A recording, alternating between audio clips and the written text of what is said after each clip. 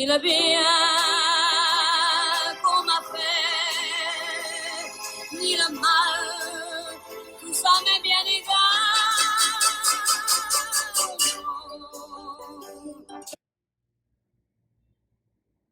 خير يا دكتور، ايه الوجع الرهيب اللي انا حاسه بيه ده؟ للأسف الضروس كلها وبعض الأسنان الأمامية مبقتش نافعة خالص إنها تتحشي ولازم يتخلعوا. أنا آسف.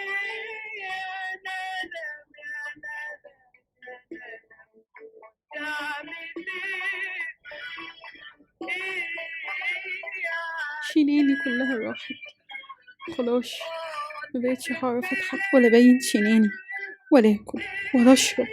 ده انا لسه صغيره لكل ده، انا كده مش هعرف اعيش. لا لا لا لا. يا ساتر يا رب. السلام عليكم. تعالى أقول لكم إيه أكتر الكوابيس اللي ممكن تعيشوها في حياتكم لو ما اهتمتوش بصحة أسنانكم. يلا بينا. ازيكم؟ النهارده تالت حلقتنا. مش محتاجين اقول لكم يا ريت تشوفوا الحلقه الاولى والثانيه على اليوتيوب وتعملوا لايك وشير وسبسكرايب لانكم هتستفادوا كتير. موضوعنا النهارده هو عن التسوس. هو يعني ايه التسوس وازاي بيحصل؟ السن او الضرس مكونين من طبقتين، مينا الاسنان وهي الطبقه الاولى وتعتبر الدرع الواقي للاسنان لاحتوائه على عناصر ومعادن زي الكالسيوم والفوسفات، وما فيهوش أي عوامل عضوية، وهو أصلب شيء في جسم الإنسان وبيبلغ من السمك حوالي 2 ملي. والطبقة الثانية تسمى العاج، وهي الطبقة اللي بتلي طبقة المينا مباشرة. فيها أجزاء عضوية وهي أنابيب صغيرة حيوية بتوصل للطبقة الثالثة بره طبقتين الحماية، وهي طبقة اللب أو العصب، وهو نسيج فيه أوعية دموية مرتبطة بالأعصاب والأوعية الدموية بتاعة الوجه والفكين. وتحت اللثة عندنا جذور وبتمثل تلتين طول الضرس، يعني تعتبر زي عمود الخرسانة اللي بيثبت السن أو الضرس في العظم. وعصب السن بيبقى بطول الجدر كله. وأسناننا بيبقى عددها في الأطفال 20، في البالغين 28 أو 32 لو حسبنا ضروس العقل اللي بتبقى موجودة في ناس وناس لا. وفي حلقة جاية إن شاء الله هكلمكم عن ضروس العقل بالتفصيل وإيه أهميتهم. أسناننا بقى مقسمة ل4 أنواع. القواطع وهي الأسنان الأمامية بتبقى حادة وبتلاحظوا فيها شرشرة كده عشان هي أول من بيستقبل الأكل وبنبدأ بيها القطم والتقطيع. يليهم الأنياب بتساعد معانا في إنها تفتت الأكل، وهي موجودة في أواخر ملتقى المناخير بالفم وبيبقوا شادين منظر الوجه من هنا كده. يليهم الضواحك، واسمهم الضواحك لأنهم في أغلب الناس بتنتهي عندهم الابتسامة، يعني أواخر من بيظهروا في الضحكة، وبيبقوا فيهم جزئين مدببين بيسحقوا الطعام.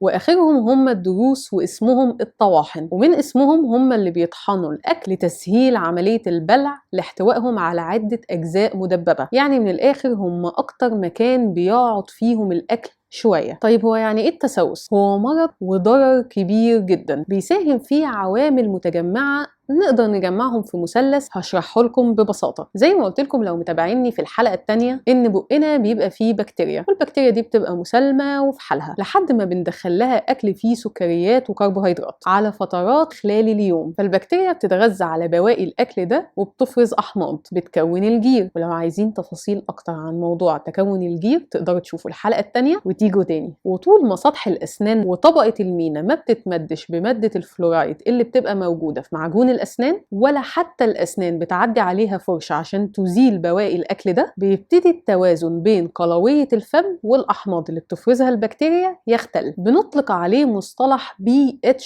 below 5.5، يعني نتيجة لذلك طبقة المينا بتبتدي تفقد المعادن المهمة اللي هي الكالسيوم والفوسفات، ومع مرور الوقت نتيجة لذلك بيتكون تجاويف وخرام في الأسنان، يا إما بتبدأ من الأجزاء المستوية من الضروس والأسنان، يا إما الأكثر شيوعا إنها تبدأ من التجاويف بين الأجزاء المدببة في الضروس والضواحك، وممكن كمان تبدأ من الجذور على حسب نشاط البكتيريا وبواقي الأكل موجودة أكتر فين. الوقت بيمر أكتر وإحنا مش حاسين بإن في تسوس، خلاص لازم نشوف له حل. ابتدى مع مرور الوقت الخرم ده يوسع ويبقى أعمق، عدى ال2 ملي سمك طبقة المينا، بيبتدي بيبتدي يدخل في طبقة العاج اللي قلنا فيها أنابيب حيوية صغيرة بتوصل للعصب. بتبتدي بقى في الوقت ده يبقى فيه حساسية بسيطة بتبقى في الأغلب مع الساقع أو ممكن السخن، والتسوس بينتشر بالعرض، فبيبتدي يدمر الأجزاء المدببة اللي بناكل عليها الأكل. فنبتدي مع أكل السكريات لثقل وزنها والقوة اللي بنحتاجها علشان نفتتها على الضروس، يبقى فيه ضغط على طبقة العاج، وبيبتدي التسوس يوصل لها، والبكتيريا تنتشر في الطبقة دي وتقوم بشغلها بقى وتدمره. وكل ده ومفيش أي تدخل. قربنا للعصب، هوب وصلنا للعصب، بتبتدي قلة الراحة والصداع،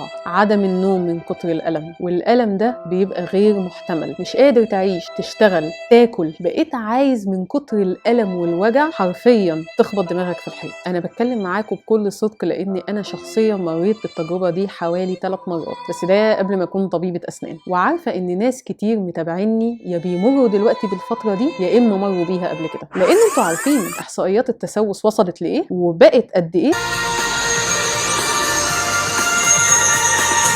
وفقا لتقارير منظمة الصحة العالمية بتاريخ 18 نوفمبر 2022 أفادوا بأن تقريبا نص سكان العالم بيعانوا من أمراض الفم، وأكثرهم شيوعا مع حوالي أكثر من ربع سكان العالم أي 2.5 بليون نسمة بيعانوا من مرض تسوس الأسنان الغير معالج. الموضوع جد جدا، ولازم يبقى فيه وقفة للحد من الانتشار ده وتوعية بأن نتعلم إزاي نغسل أسناننا، ونعلم ده لأولادنا من الصغر. ولازم نغسل أسناننا على الأقل 2 مرات في اليوم باستخدام الفرشة والمعجون، بتكون مرة الصبح بعد الفطار ومرة بالليل قبل ما ننام، وما بناكلش أي حاجة تاني بعدها لتاني يوم. ونقلل من السكريات وما يبقوش على فترات، لأن في حاجة اسمها frequency بيزيد معاها العرضة لتسوس الأسنان لما بندخل السكريات على فترات متباعدة من اليوم، وأحيانا جدا ما بناخدش بالنا إن التسوس بدأ. فلازم فترة كل 6 شهور نتوجه لطبيب الأسنان للفحص، لأننا بنقدر نلاحظ كويس بداية التسوس البسيط، أو لو التسوس بدأ فبنعالجه بأننا بنشيل كل أجزاء وطبقات الأسنان المتدمرة لحد ما نوصل لطبقة صحية ونظيفة نبتدي منها نرجع الأسنان أو الضرس لوضعهم الطبيعي باستخدام الحشوات التجميلية. وفي حلقة من حلقاتنا الجاية إن شاء الله هكلمكم بالتفاصيل عن أنواع الحشوات، وهدخل معاكم في تفاصيل إزاي احنا في العيادة بننظف الأسنان ونزيل التسوس. فيا ريت بقى تعملوا لايك وشير وسبسكرايب على اليوتيوب عشان ما يفوتكمش حاجة. ولو خلاص وصل التسوس للعصب فبنشيل العصب الملتهب لحد ما نوصل لجزء صحي منه ما وصلتلوش البكتيريا، أو لو وصلت للعصب كله فبنشيله وننظف ونطهر مكانه كويس ونحشي حشو عصب. وبرضه في حلقة من حلقاتنا الجاية هقول لكم بالتفصيل ازاي ده بيتم. ولو خلاص الضرس